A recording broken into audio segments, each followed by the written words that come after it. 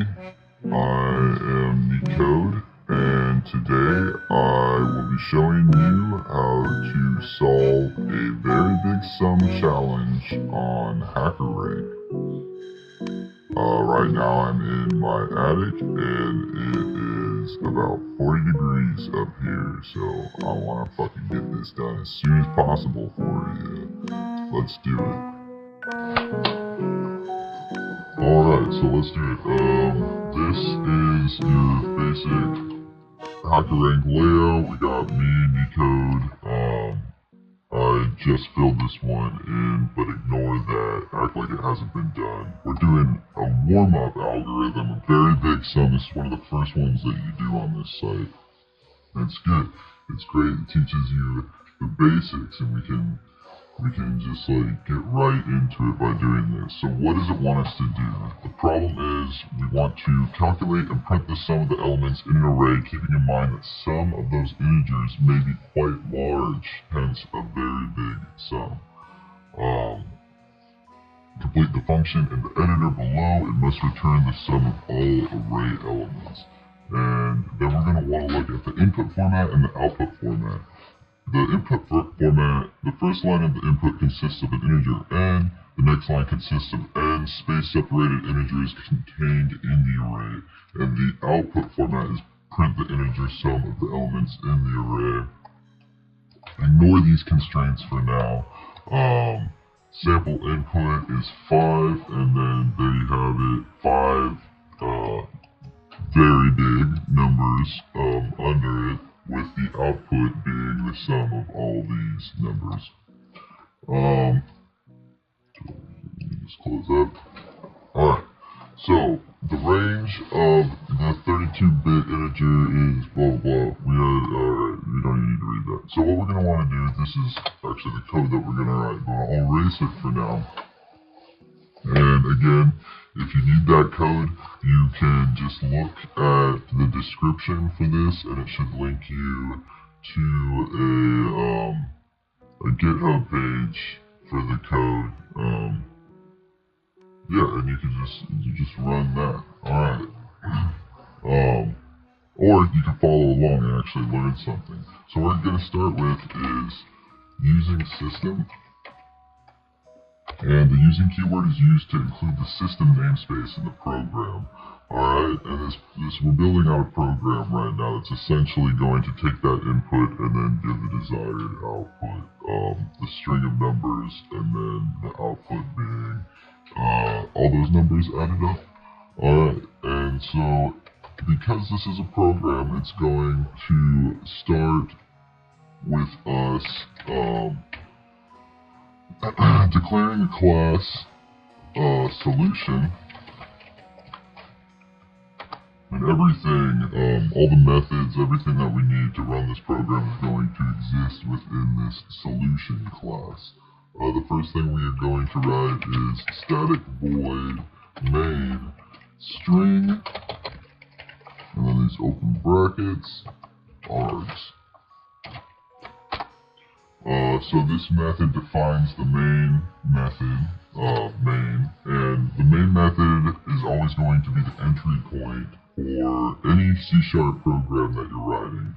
This static means that main doesn't belong to a specific object. The void means that main returns no value. Main is the name of the function. It's going to take in 2 arguments. The first, a string array, and the second, args, is a built-in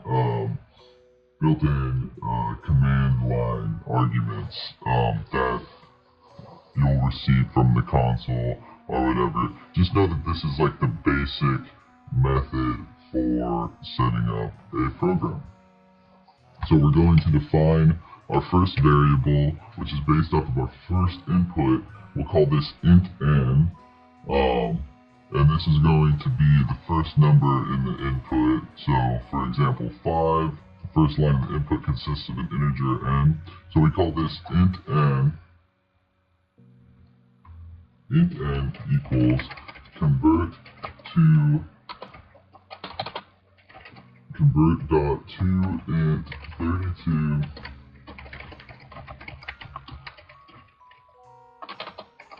console.readLine. So what does this mean, and why do we write this? Well, your computer doesn't immediately recognize strings as numbers, so you have to essentially tell the console to read the line,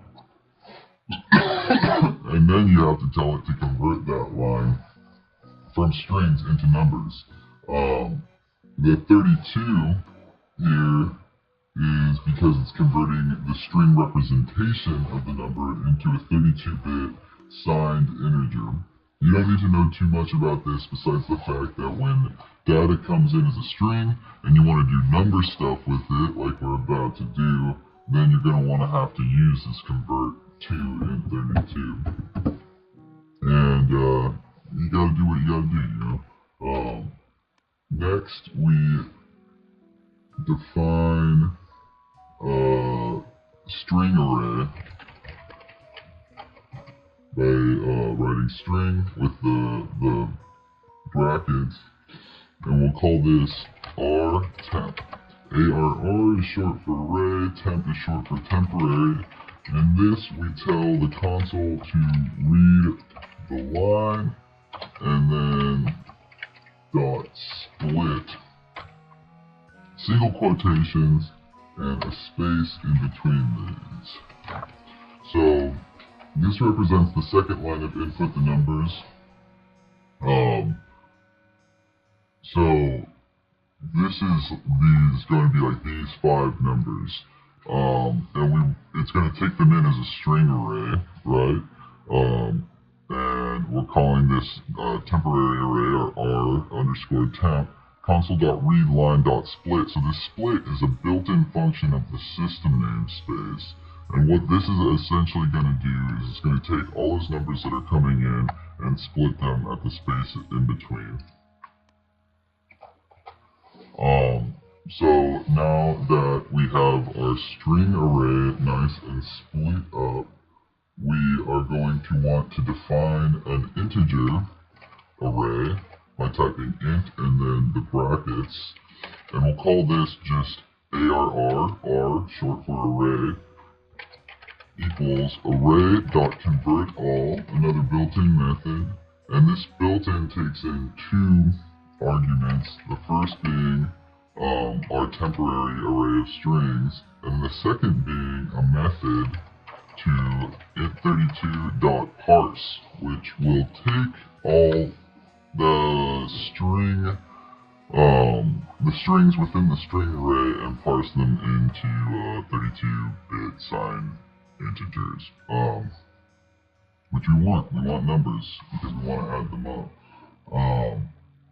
And now this is starting to look like some code. So we're going to have to be able to add these numbers together. To do so, we need a variable to hold our result. Instead of using an integer this time around, we use what's called a long. This is a data type that is a little bit more robust than the integer. It can take in more information.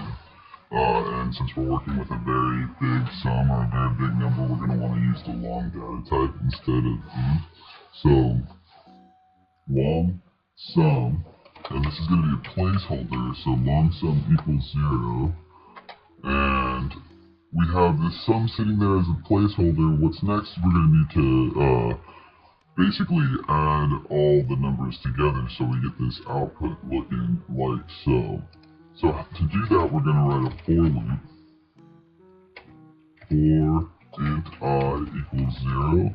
This integer I inside the for loop is going to be like a helper integer that only exists for the for loop, for the function of the adding these numbers together. So int I equals 0, I is less than r.length. That is the length of our array. This will basically tell I to do whatever it's going to do in this for loop to each of the different numbers within the array, and I This will just count up through the different numbers in the array. It's a basic counting for loop. And then we'll have this sum plus equals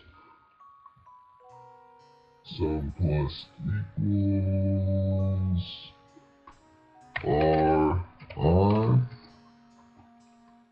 We add each of the numbers of the array to our sum variable. This ri is essentially saying that wherever I is in the array, and because we set up this little handy dandy line, which you're going to see a lot with your for loops, it'll go through all the numbers in that array.